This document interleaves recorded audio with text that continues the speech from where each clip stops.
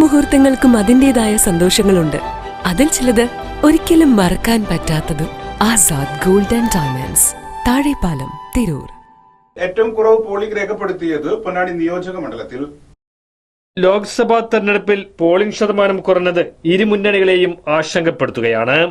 പൊന്നാനി നിയോജക മണ്ഡലത്തിലാണ് ഏറ്റവും കുറവ് പോളിംഗ് രേഖപ്പെടുത്തിയിരിക്കുന്നത്. 60.62% പൊന്നാനിയിൽ വോട്ട് രേഖപ്പെടുത്തിയിരിക്കുന്നത്. തിരൂരങ്ങാടിയിലാണ് ഏറ്റവും കൂടുതൽ പോളിംഗ് രേഖപ്പെടുത്തിയിരിക്കുന്നത്. 65.99% തിരൂരങ്ങാടിയിലെ പോളിംഗ് ശതമാനം. 2,06,473 വോട്ടർമാരുള്ള പൊന്നാനിയിൽ 1,25,172 വോട്ടർമാരാണ് ആകെ പോൾ രേഖപ്പെടുത്തിയിരിക്കുന്നത്. ഇത് സമാനകാല വോട്ടിംഗ് ചരിത്രത്തിലെ ഏറ്റവും കുറഞ്ഞ പോളിംഗായാണ് പ്രാഥമിക വിലയിരുത്തൽ.